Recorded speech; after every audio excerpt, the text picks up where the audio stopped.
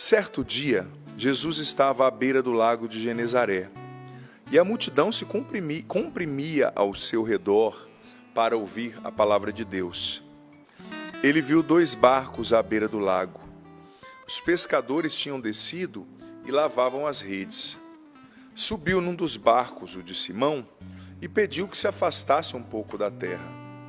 Então sentou-se e do barco ensinava as multidões. Quando acabou de falar, disse a Simão: avança para o fundo e lançai as vossas redes para a pesca. Simão respondeu: Mestre, trabalhamos a noite inteira e não pegamos nada, mas pela tua palavra lançarei as redes. Assim agindo, pegaram tamanha quantidade de peixes que as redes se rompiam. Fizeram sinal aos companheiros do outro barco para que viessem ajudá-los. Eles vieram e encheram os 2 barcos a ponto de quase afundarem. Vendo isso, Simão Pedro caiu de joelhos diante de Jesus, dizendo: afasta-te de mim, Senhor, porque sou um pecador. Palavra da salvação. Glória a vós, Senhor. Vinde, Espírito Santo, enchei os corações dos vossos fiéis e acendei neles o fogo do vosso amor. Enviai o vosso Espírito, e tudo será criado, e renovareis a face da terra. Oremos, ó Deus, que instruíste os corações dos vossos fiéis com a luz do Espírito Santo, fazei que apreciemos retamente todas as coisas, segundo o mesmo Espírito, e gozemos sempre da sua consolação. Por Cristo, Senhor nosso. Amém. Eu não sei se você é familiarizado com essa palavra, se você já a ouviu em outros momentos. Eu quero acreditar que sim. Como eu partilhava no início, eu tinha lido várias vezes essa passagem, rezado com ela várias vezes ao longo do meu sacerdócio, da minha vida como missionário também na Canção Nova. E esses dias atrás eu recebi um insight bem interessante a respeito dela. Em primeiro lugar, essa passagem da Bíblia revela uma verdade muito singular. Deus chama pessoas ocupadas. Deus só chamou na Bíblia pessoas ocupadas. Deus, pessoas que estavam trabalhando. Eles trabalharam a noite inteira, não é? É interessante, se você quer pedir algo para alguém, te ajudar, peça para uma pessoa ocupada. Se você pedir para um desocupado, ele vai arranjar uma desculpa para não fazer, ou vai fazer mal feito, né? Deus chama pessoas ocupadas, Deus usa os ocupados. Olha, se você for prestar atenção, quando Deus chamou Abraão, Abraão era ocupado, Abraão já tinha terra, já tinha ovelhas, trabalhava nessas terras. Quando Deus chamou Moisés, Moisés estava trabalhando para o seu sogro, cuidando dos seus rebanhos, e ali na sarça ele viu Deus, sarça ardente. Quando Deus chamou, por exemplo, Eliseu, Eliseu estava lavrando com 12 juntas de boi. Quando Deus chamou Davi, ele estava pastoreando as ovelhas do seu pai. Quando Deus chamou Gedeão, ele estava peneirando o trigo na eira. Quando Deus chamou Neemias, ele estava servindo o rei, trabalhando como servente ali do rei. Quando Deus chamou o profeta Amós, ele estava pastoreando suas ovelhas. Chamou Mateus, estava cobrando impostos. Chamou Lucas, estava trabalhando como médico. Isso quer dizer que Deus só usa pessoas ocupadas e que Ele não chama os preguiçosos. Ele não abençoa preguiçoso. Sabe, tem um padre do deserto que dizia, lá dos primeiros séculos da igreja, que o demônio nunca te encontre desocupado. Porque quando ele encontrar sua cabeça desocupada, esse é o terreno mais fértil para que a tentação que vem dele, tenha êxito na sua vida. Como dizia Dom Bosco, que o padre Jonas repetia tanto, cabeça vazia é a oficina do diabo, Quem deixa a cabeça vagando, está sendo sujeito a muitas tentações. Tanto que uma estratégia para o combate espiritual, o Lourenço Scupoli dizia naquele livro sobre o qual o padre fez uma série, na última vez que eu tive no Sorrindo para a Vida, falando sobre o combate espiritual, o livro do século XVI chamado O Combate Espiritual, ele dizia que uma das estratégias para vencer o combate espiritual é se ocupar e se ocupar bem. Então, primeiro ponto, Deus chama pessoas ocupadas, Deus chama as pessoas que estão trabalhando, Deus chama pessoas que estão produzindo, Deus usa pessoas que produzem. A sua vida foi feita para produzir. Tem gente que fica dando desculpa, Ai, mas a minha vida não está boa o bastante, por isso que eu não trabalho, por isso que eu não sigo a Deus, por isso que eu não sirvo, por isso que eu não sou uma boa esposa, um bom esposo, filho, filha. Esses homens da Bíblia e mulheres que o padre disse, eles não esperaram todos os seus problemas serem resolvidos para então eles fazerem o que é certo e seguirem a Deus e serem abençoados. Não. Eles trabalhavam e no trabalho Deus os encontrou. Dizia São José Maria Escrivá que o trabalho é um meio de santificação, é uma espiritualidade, né? É muito importante. Primeiro ponto, não é nem esse o cerne do que eu quero dizer, mas isso me chamou muita atenção lendo essa passagem, sabe? Deus chama a gente ocupada. Agora eu quero entrar especificamente nos méritos daquilo que a gente leu na passagem de hoje. Vou fazer uma pergunta aqui para essa bancada. Qual era a profissão dos dois discípulos, de Pedro, né, e André, dos discípulos que Jesus encontrou ontem? Ontem não, nessa passagem. Qual era a profissão deles? Pescadores. Estão atentos aqui. Achei que eles iam falar que era um Uber, qualquer outra coisa, né? Mas eles estão atentos, né? Naquela época não tinha Uber ainda, né, Savo? Mas o Savo gosta, né? Mas, enfim, eles eram o quê? Pescadores, gente. E eles eram pescadores sazonais, assim que domingão, colocava aquele shortinho curto, ridículo e ia pescar. Não. Eles eram pescadores profissionais. Sim ou não? Eles pescavam todos os dias. Eles tinham uma companhia de pesca. E, diga de passagem, a companhia de Pedro era bem sucedida. A companhia de pesca de Pedro era uma companhia relativamente bem sucedida. Onde eles moravam? Em Cafarnaum, que é uma cidade costeira, ali na margem do Mar da Galileia. Quem já foi em Israel entende bem essa geografia, né? A topologia do lugar é bem interessante. Então, eles sabiam como pescar. Eles eram pescadores profissionais. Ponto. Eles tinham os instrumentos certos para pescar. Ponto. Eles sabiam qual era o melhor momento para pescar, porque quem pesca sabe que a noite é o melhor momento para pescar, né? Muitos cardumes vêm à superfície à noite, tem menos barulho, menos distração, né? Muito possivelmente eles deixavam o barco rodando, né, sem uma âncora, né, iam jogando as redes, etc. Eles tinham, gente, a eficiência, que eles sabiam fazer. O que quer dizer eficiência? Eficiência quer dizer você ter um procedimento na sua cabeça, saber concretizar e concretizar, né? O saber e o colocar em prática. Eles tinham tudo isso. Só que o que eles não tinham? O que eles não tiveram nesta noite? Eles tiveram eficiência, mas eles não tiveram eficácia. É diferente. Eficiência é saber fazer. Eficácia é ter resultado no que você faz. Eles tinham eficiência. Por quê? Porque o padre já disse. Eles não eram Uber, eles não eram vendedores de picolé, eles eram profissionais, pescadores profissionais. Eles sabiam como fazer. E, gente, eu não sei quem já passou uma noite em claro, trabalhando, dirigindo.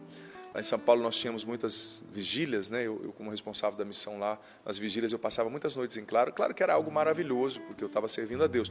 Mas quem passa uma noite em claro sabe que não é brinquedo, né? A noite foi feita para dormir, tudo bem. Você trabalha à noite, descansa de dia. Mas de dia, né? O mundo não para, só você. É como a gente padre, né? Padre às vezes tem folga na semana, porque no final de semana a gente está trabalhando, missa, não sei o quê, encontro. Só que na semana você para e o mundo não. Aí tem a bitorneira no vizinho, né? Aí tem o som alto de não sei quem. É duro virar uma noite, porque no outro dia o mundo está acontecendo. É som alto, é barulho, são obras, né? Então, perder uma noite é difícil. Mas perder uma noite frustrada é muito pior do que só perder uma noite. Porque, por exemplo, quando eu gastava uma noite na vigília, eu dormia feliz. Eu evangelizei, eu celebrei missa, eu conduzi pessoas, eu tinha atendido confissões. Agora, você perder uma noite, chegar no outro dia, 7 da manhã, arrebentado e pensar, não peguei nada. Eu não tive nenhum fruto do meu trabalho. É horrível. Qual é o termo, a palavra, o conceito que define o sentimento do que esses discípulos tiveram ali? Só tem uma palavra: frustração. Frustração.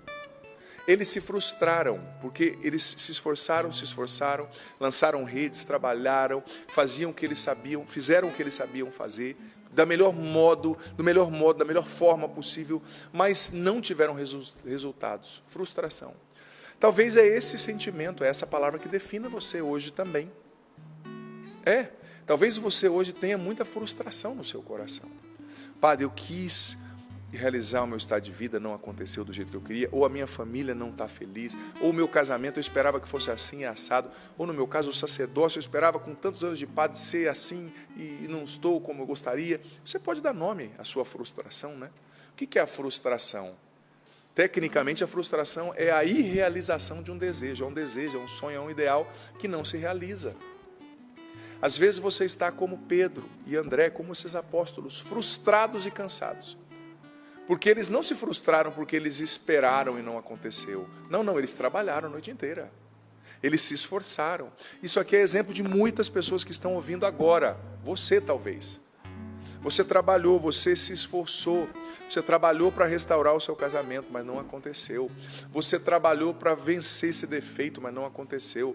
Você trabalhou para pagar essa conta, mas não aconteceu. Você trabalhou para ser um profissional mais bem-sucedido, para ter resultados e não teve. Frustração. É uma palavra dura, né? Difícil. E você sabe que a gente tem que ser honesto, filho, filha. Honesto com a gente mesmo, com o nosso cenário interior, com o nosso mundo, para dar nome às coisas. Porque tem muita gente frustrada que não dá nome à sua frustração e sai, sabe, despejando a sua amargura no mundo, né? Uma pessoa amarga, frustrada, ela detona os outros. Não, dá nome, eu sou frustrado. Senhor, o Senhor pode me curar? Leve a sua frustração a quem pode resolver, né? Porque só Jesus pode curar as frustrações do nosso coração, porque é duro, amarga a gente, sabe?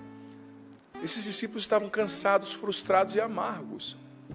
Aí, de repente, Pedro chegando com a barca, vem um rapaz lá e fala, deixa eu subir na sua barca, para fazer uma palestra aqui, uma pregação para esse povo aqui. Acho que Pedro falou, só o que me faltava.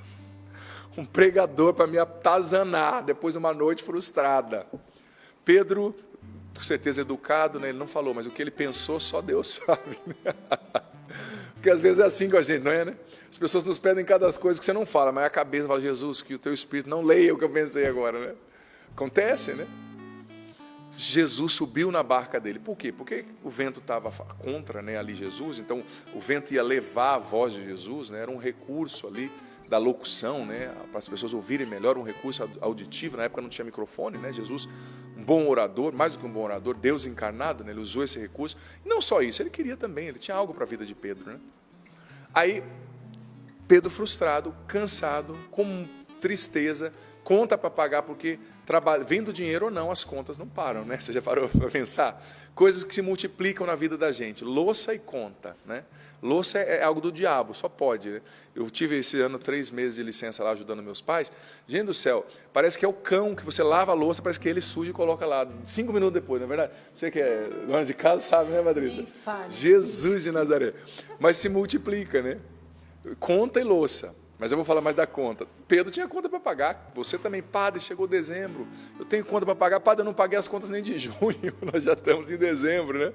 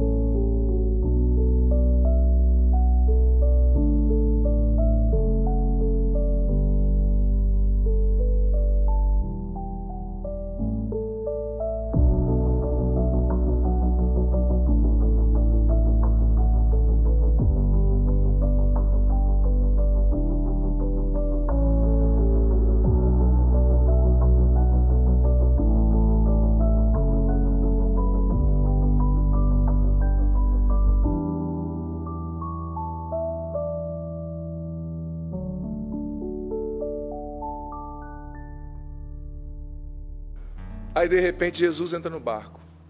E qual era a profissão de Jesus, meus irmãos? Ele era youtuber? Carpinteiro. Um cara profissional na pesca. Chega um carpinteiro no teu barco e fala: vamos de novo, Pedro, de dia, depois de uma noite inteira. O que será que Pedro pensou, irmãos?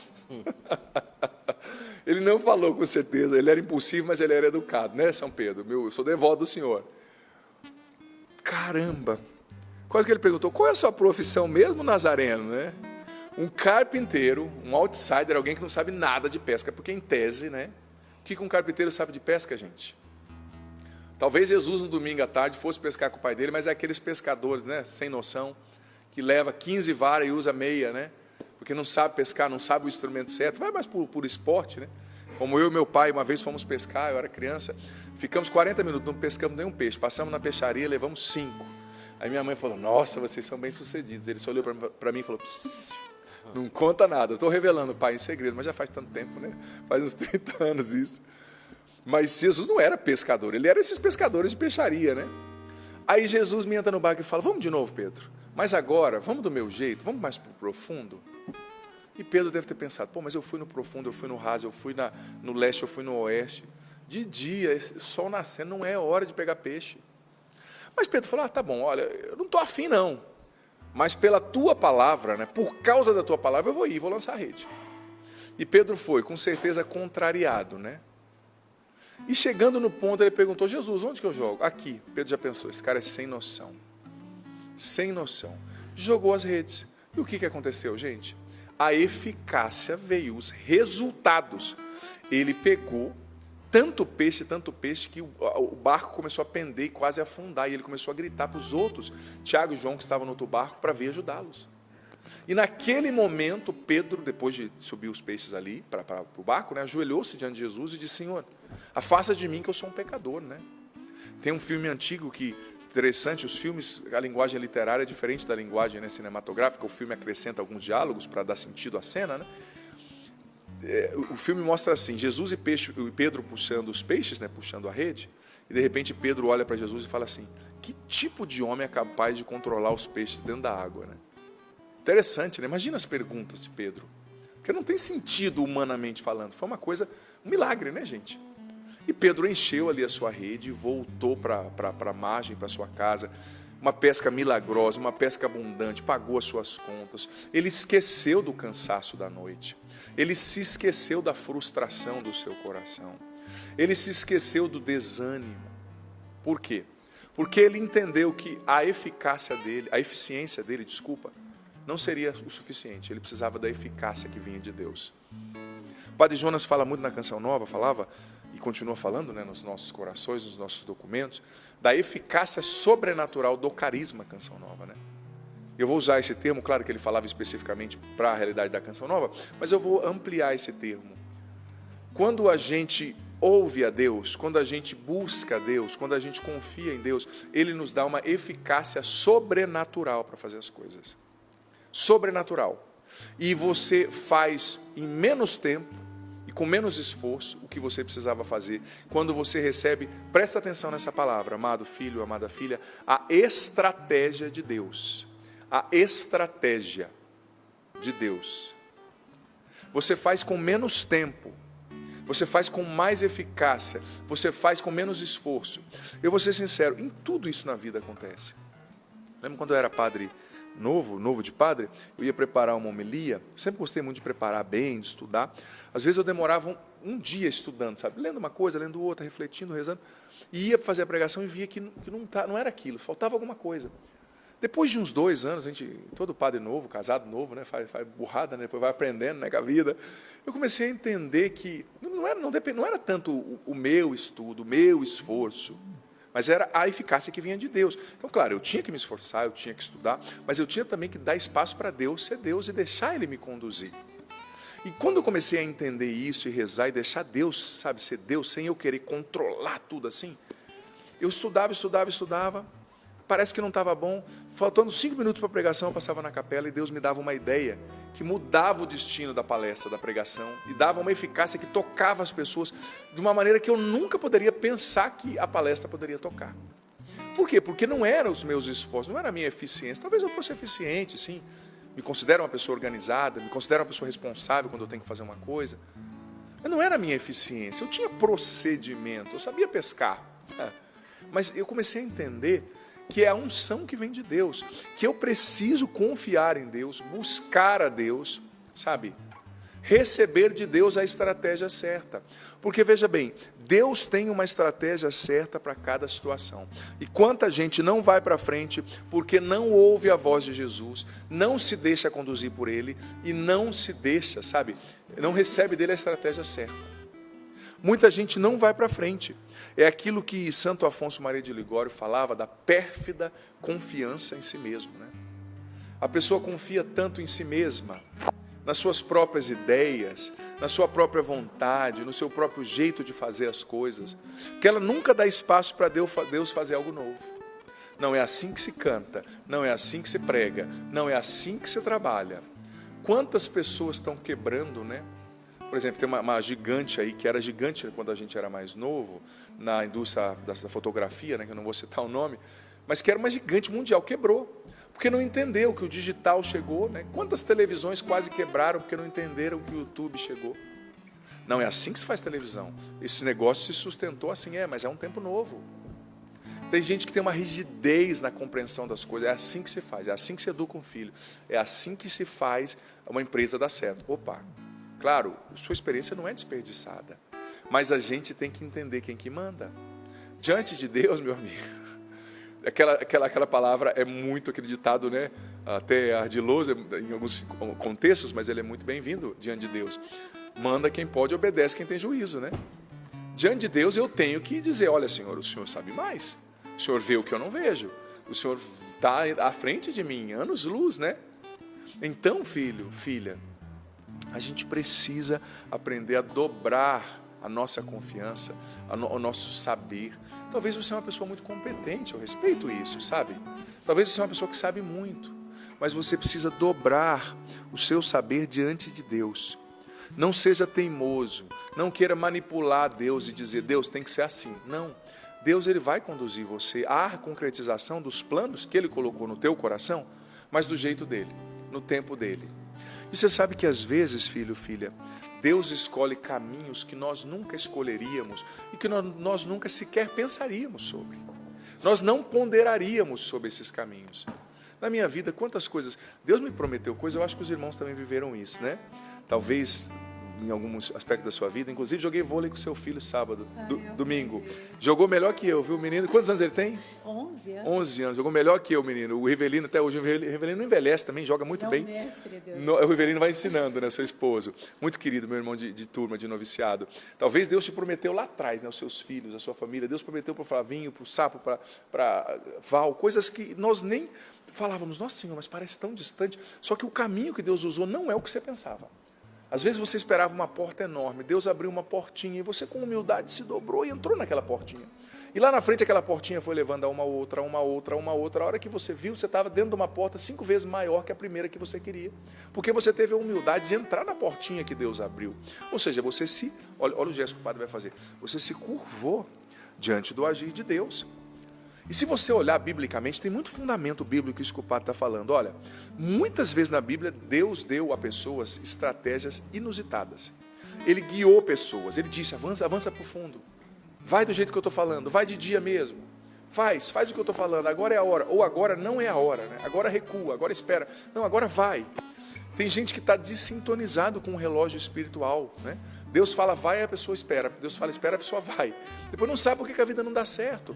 Você tem que rezar, você tem que ler a palavra, você tem que estar atento aos sinais, você tem que falar com o seu anjo da guarda, como eu falei no Pra Ser Feliz ontem à noite, para os seus olhos espirituais se abrirem e você entender qual é a hora e qual o passo que você tem que dar. Tem horas que é preciso você dar passos para trás, filho, filha. Isso vai te salvar, porque tem um campo minado na sua frente. Deus está vendo. Mas tem horas que você precisa andar. E tem horas que você precisa correr. Então você precisa estar com os ouvidos da sua alma sintonizados em Deus. Simples assim. Pedro estava ali, bem ou mal, forçado ou não, ele estava escutando a palavra de Jesus. E ali veio esse insight, ali veio toda essa ideia. Como eu estava dizendo, Deus é especialista em usar estratégias que nós não usaríamos. Exemplo clássico disso, Davi. Davi chegou para Golias, todo mundo com... Desculpa, para Golias não, para Saul, né, que era o rei em exercício. Todo mundo com medo de enfrentar Golias, né, aquele gigante. Você conhece essa história, eu pressuponho. E quando Davi se dispôs, ele era um menino, gente. O rei Saul falou, olha, já que ninguém está tentando mesmo, vai você. Mas deixa eu te dar minha armadura. Colocou a armadura em Davi, Davi não conseguia se mexer. Ele falou, não, rei, deixa que eu vou usar uma coisa que eu já estou acostumado. É uma pedrinha aqui, né? Um estilingue. Você sabe que Golias ele estava usando, gente, uma armadura, né? Que a Bíblia diz que pesava 5.000 ciclos de bronze. Isso equivale a 60 quilos. Só a armadura do Golias, né? Se ele fosse grandão igual o padre, eu já peso mais de 100. Imagina Golias, né? A Bíblia diz que ele era um gigante, era 100 e cacetada, né? Quilos. Imagina o peso desse homem, a indumentária. Ele confiava na sua armadura, Golias. Ele confiava na sua estratégia, porque a Bíblia disse que ele era um homem de guerra desde criança, o Golias, né? Ele confiava na zombaria que ele estava fazendo. Ele estava zombando de Deus, zombando de Israel. Mas Davi não confiou em si mesmo. Davi confiou em quem? Em Deus. E ele disse, você vem a mim com a espada e com a armadura, com o escudo. Mas eu vou a ti, Golias, em nome do Senhor, o Deus vivo. Quem imaginaria que uma pedrinha fosse capaz de derrubar um gigante? Mas por quê? Porque Davi não confiou em si, filho. Davi confiou em Deus. Ele recebeu a estratégia de Deus. Em nenhum outro momento da Bíblia é citado que um guerreiro de Israel tenha saído para guerrear usando uma funda, né, um estilingue e uma pedra. Em nenhum outro momento. Mas nesse momento, essa era a estratégia de Deus. Você que a sua empresa está falindo, você já parou para pensar que até nas suas finanças Deus quer te inspirar? Você que está devendo até a meia, para não dizer outras partes do vestuário, né? Você já parou para pensar que até nisso Deus pode te inspirar? Você que está com uma crise no seu matrimônio, nossa, padre, está tão desgastado, está tão pesado, eu sou padre, gente, eu ouço isso todo dia. Você que está, eu não sei qual é o seu problema, amado, mas Deus está te dizendo, eu quero te inspirar a estratégia certa. Porque Deus, Ele vê o que você não vê. Ele pode o que você não pode, Ele sabe o que você não sabe. E Ele tem a chave para abrir o coração do seu esposo, do seu patrão, do seu filho, do seu neto. Talvez você fez de tudo com esse filho na droga e não consegue resolver a situação. Esse neto dando trabalho, sabe, amado? Mas hoje é hora de parar e receber a estratégia de Deus. Outro exemplo bíblico fantástico. A mãe de Moisés. Estavam matando todos os filhos dos hebreus, né, do sexo masculino. E o que Deus inspirou a ela? Chega perto da filha do faraó tomando banho. Olha que estratégia sagaz, né? A palavra é essa. Coloca o menino num cesto, bem pertinho da filha, porque não era doida de jogar no meio do mar, né, no meio do rio, para o menino morrer, era o rio Nilo. Bem pertinho, o bebezinho no cesto, perto da mulher, e solta. E a irmã de Moisés foi acompanhando o cesto. De repente, a filha do faraó viu aquela criancinha e, por graça de Deus, a ação de Deus, se apaixonou pelo bebezinho, né? E diga de passagem que os bebezinhos são apaixonantes mesmo, né? Se apaixonou por ele e já pediu para a serva pegar. E a irmã de Moisés ali perto, como quem não quer nada, falou, a senhora vai adotar? Sim, eu vou. Então, se você souber, se você quiser, não é por nada não, mas eu sei uma mulher que pode ser ama de leite, viu? Que pode dar leite para ele. Você paga lá um troquinho para ela. Era a mãe de Moisés. E assim a filha de Faraó fez. Então Moisés foi poupado da morte, da sentença de morte do faraó. Pôde ser amamentado e afagado pela sua mãe, imagina, na amamentação, há todo um contato físico, abraço, né, troca de afeto. Ele não foi prejudicado ali nesse sentido. E foi criado recebendo a melhor educação que existia na época, né? A corte egípcia, os egípcios eram o povo mais desenvolvido, sofisticado que tinha na época. Então Deus foi o preparando.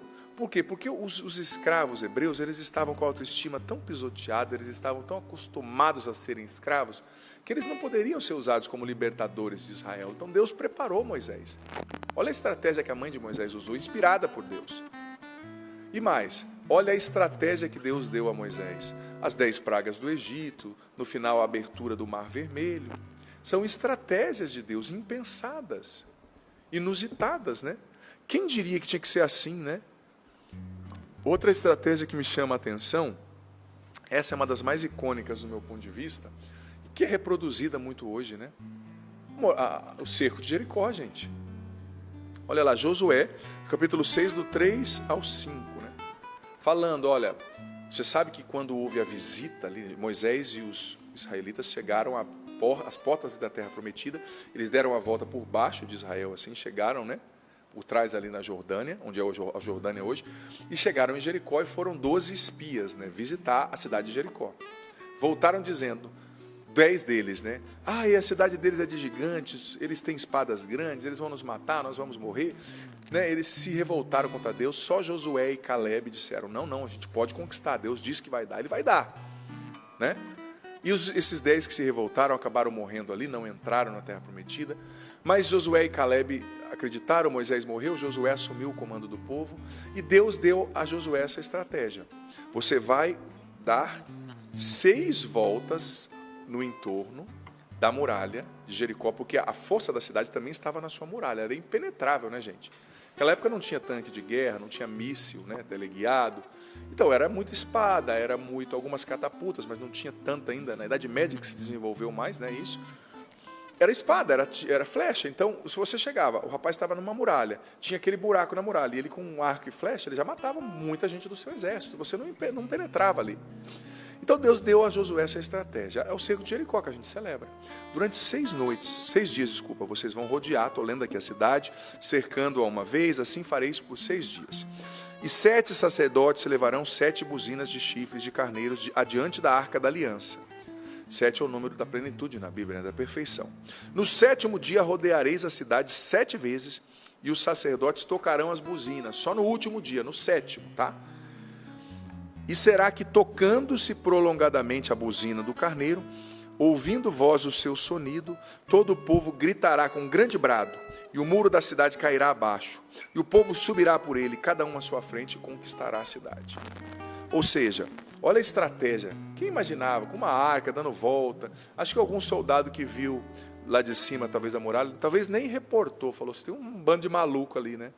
Talvez o soldado que estava em cima da muralha, repito, olhando lá embaixo, né, que estava fazendo vigia, nem reportou para o seu superior, falou, quem que é aqueles malucos ali, né? Rodando com uma arca em silêncio.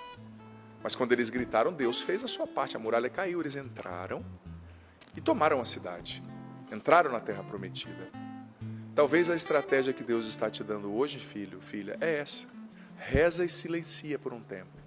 Até na hora que eu falar, grite. Aí a sua palavra vai ter eficácia. Porque tem gente que só quer falar. Opa, você parou para pensar que às vezes antes de falar a gente tem que silenciar e rezar? Padre, eu já falei, meu marido não ouve. Padre, eu já falei, meu filho não muda. Talvez é hora de você silenciar e rezar. 6 voltas, né? É a metáfora aqui que o padre está usando. Reza, vai visitar o Santíssimo, reza. E na hora que Deus falar, você escuta. Você profere a palavra, desculpa. Você escuta o que ele diz, né? Óbvio, e profere a palavra. Sabe? Porque às vezes as nossas palavras são muito vazias, gente. A gente fala demais. Você já percebeu quando tem uma roda, se nós estivermos em 5 pessoas e tiverem 4 falastrões e uma pessoa que fala pouco. Quando essa pessoa que fala pouco falar, todo mundo vai parar para ouvir. Porque quem fala pouco geralmente pondera antes de falar, né? Então a pessoa reflete. Então quando ela fala é uma coisa com significado. Agora quem só fala pelo gosto de falar, fala tanta bobeira, né, que você nem guarda, você não quer nem, está cansado, né? Tem gente que tem o dom de todas as palavras unidas, né, do universo juntas ao mesmo tempo, né? Não sei se você já viu alguém assim. Padre, sempre tem pessoas assim no seu encalço, reze por nós, tá? Mas talvez Deus está te pedindo, filho, filha, para, silencia. Você já não falou com seu marido, você já não brigou com a sua esposa, você não falou que está difícil, está pesado. Silencia, step back, né? Dá um passinho para trás, respira, reza, faz um tempo de oração antes de falar de novo. Porque Deus vai ungir as suas palavras, Deus vai te dar a estratégia certa, Deus vai te dar a eficácia, amada, que só Ele pode dar, que só Ele vê o que você não vê, que vê o que você não vê, que sabe o que você não sabe, que pode o que você não pode, vai te levar além. E quando você falar, a muralha vai cair. Confia mais em Deus e não só em você. Talvez você está frustrado, cansado como Pedro, mas é hora de dar um passo para trás e confiar. Deixa Deus ser Deus.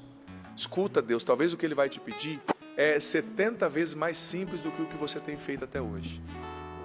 Talvez o que Ele vai te pedir é muito mais simples, mas faz do jeito dele. Talvez não é uma armadura, um escudo, uma espada, mas é somente 5 pedrinhas. Faz do jeito dele, que a eficácia vai vir. Senhor, nós te louvamos por essa palavra e na ousadia, Senhor, já da fé, como sacerdote, eu peço, Pai, no nome de Jesus, derrama sobre nós o Teu Espírito Santo nessa manhã, esse momento que essa pessoa assiste essa pregação, e dai-nos, Espírito Santo, a estratégia certa. Nós não queremos errar. Nós não queremos errar o alvo, nós não queremos pisar na bola, nós não queremos gastar munição à toa, nós não queremos, Senhor, mais ficar frustrados, cansadas e sem resultados. Não, nós te entregamos o nosso cansaço, nós te entregamos as nossas frustrações, nós te entregamos os nossos esforços falidos e nós pedimos, Pai, no nome de Jesus, batiza-nos no Teu Espírito, encha-nos com Teu Espírito, dai-nos o entendimento do que ouvimos aqui e dai-nos, Senhor, a estratégia certa. Dai-nos, Senhor, a estratégia de batalha, porque nós queremos combater e vencer em Teu nome, Jesus. Nós sabemos que o Senhor tem vitória para nós e que contigo, seguindo a Tua estratégia, seremos mais que vencedores.